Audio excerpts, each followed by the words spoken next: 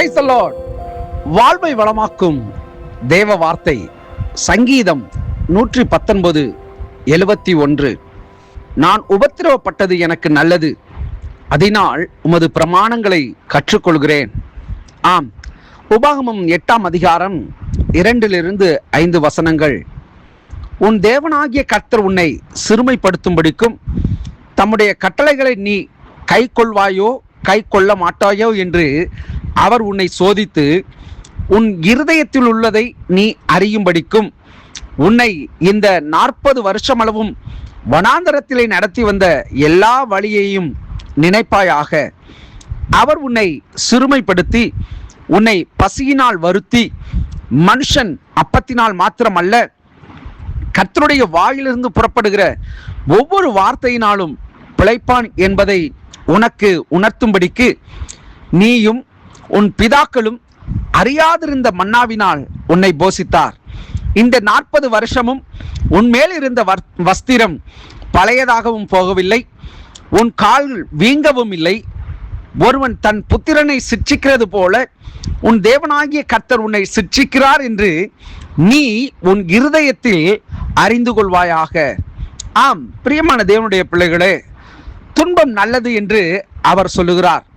நல்லதுதான், ஆனால் இனிமையானது அல்ல. தேவனுடைய வார்த்தையின் உண்மைக்கும் அழகுக்கும் நம் கண்களை திறக்கும் எந்த ஒரு காரியமும் நல்லது. அதற்கு கீழ்ப்படிதல் ஏற்படுத்த உதவுகிறது. அவருடைய பிரச்சனைகள் மனிதர்களிடத்தில் இருந்து வருகிறது, ஆனால் தேவன் அவற்றை எல்லாம் நல்லதாக மாற்றுகிறார். ஆதியாகமம் 50ஆம் அதிகாரம் 20வது வசனத்திலே, நீங்கள் எனக்கு தீமை செய்ய நினைத்தீர்கள், தேவனோ இப்பொழுது நடந்து வருகிறபடியே வெகு ஜனங்களை உயிரோடே காக்கும்படிக்கு அதை நன்மையாக முடிய பண்ணினார். ஆம் பிரியமானவர்களே, இன்றைக்கு உபத்திரவத்தை சிலர் ஏற்றுக்கொள்கிறது இல்லை. கஷ்டத்தை, சில பாடுகளை சில மனிதர்கள் ஏற்றுக்கொள்கிறது இல்லை. நானும் அதை போலதான். சில உபத்திரவங்கள், பிரச்சனைகள், போராட்டங்கள் வருகிற பொழுது இது ஏன் எனக்கு வர வேண்டும், நான் தேவனுடைய பிள்ளை அல்லவா, அவருடைய வார்த்தையை விசுவாசிக்கிறேன் அல்லவா என்றெல்லாம் எனக்குள்ளும் சில கேள்விகள் எழும்பும்.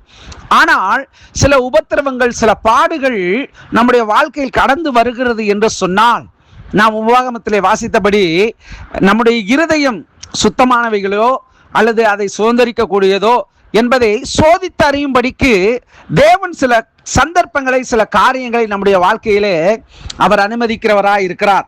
ஆகவே அவர் தீமையானவைகளை நம்முடைய வாழ்க்கையில் செய்கிறவர் அல்ல. தீமையானவைகளை நம்முடைய வாழ்விலே நன்மையாக மாற்றுகிறவராய் இருக்கிறார். ஒருவன் எனக்கு தீங்கு செய்ய நினைத்தால் அந்த தீங்கை தேவன் நன்மையாக எனக்கு மாற்றி தருகிறவராய் இருக்கிறார். ஆகவே இந்த நாளிலே நம்முடைய வாழ்க்கையிலே பற்றுக்கொண்டிருக்கிற உபத்திரவங்கள், பிரச்சனைகள், வியாதிகள், வறுமைகள், தரித்திரங்கள், இவைகள் எல்லாம் தேவன் அனுமதித்திருக்கிறார் என்பதை நாம் அப்படி சொல்லவே கூடாது. ஏன் இந்த இடத்துல சில மௌனமாய் வார்த்தை அப்படியே மெதுவா போகுது அப்படின்னு நீங்க நினைக்கலாம். நிறைய பேர் என்ன சொல்றாங்க, கர்த்தர் எனக்கு இதை அனுமதிச்சிருக்கிறார், இந்த பாதைகளின் வழியா போகும்படி நீங்க அனுமதிச்சிருக்கிறார். இல்லைங்க, கர்த்தர் ஒரு நாளும் ஒருவருக்கும் அவர் தீமை செய்கிறவர் அல்ல. இஸ்ரவேல் ஜனங்களை அந்த வனாந்தரத்தின் வழியா 40 ஆண்டுகள் நடத்தினார்.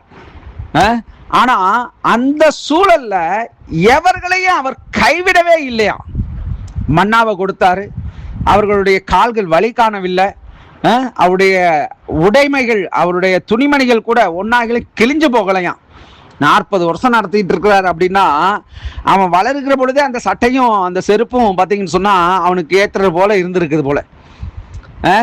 அப்போ பார்த்தீங்கன்னு சொன்னா தேவனுடைய நன்மையை நினைச்சு பாருங்க. இந்த நாளில நம்ம வாழ்க்கையில எத்தனையோ உபத்திரவங்களின் வழியா நம்ம கடந்து வந்திருக்கலாம். ஆனா ஒன்றை தெரிந்து கொள்ளுங்க, வசனம் சொல்லுது, அவருடைய பிரமாணத்தை கற்றுக்கொள்கிறவர்கள் எவரும் அவர் எனக்கு உபத்திரவத்தை அனுமதித்தார் என்று நாம ஒரு நாளும் சொல்லக்கூடாது. அவருடைய பிரமாணத்தை கற்றுக்கொள்கிறதான நாம அவருடைய நன்மையை மாத்திரம்தான் நாம அனுபவிப்போம் ஒழிய தீமைகள் நம்மை அணுகுவது இல்லை. ஜெபிப்போம்.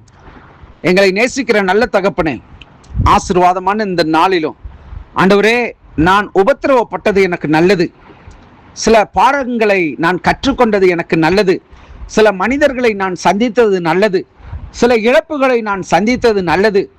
அதனால் நான் தோற்று போகிறவன் அல்ல, நாங்கள் தோற்று போகிறவர்கள் அல்ல. எங்கள் வாழ்க்கையில இழந்ததையும் தீமைகளையும் எங்கள் வாழ்க்கையிலே நீர் நன்மையாக மாற பண்ணி இருக்கிறீர். நாங்கள் விசுவாசத்தோடு நன்றி செலுத்துகிறோம். இந்த பிரமாணங்களை நாங்கள் கற்றுக்கொள்ளும்படிக்கு எங்களுக்கு நீர் எங்களுடைய கண்களை திறந்து ஆண்டவரே எங்களை நடத்துவீராக. இந்த நாளை ஆசீர்வதித்து ஆண்டவரே இந்த நாளுக்குரிய சகல கிருபைகளையும் நன்மைகளையும் தயவையும் எங்களுக்கு நீர் தந்தருளி எங்களை வழி நடத்துவீராக. கிறிஸ்து இயேசுவின் நாமத்தில் ஜெபிக்கிறேன் பிதாவே. ஆமேன், ஆமேன். God bless you.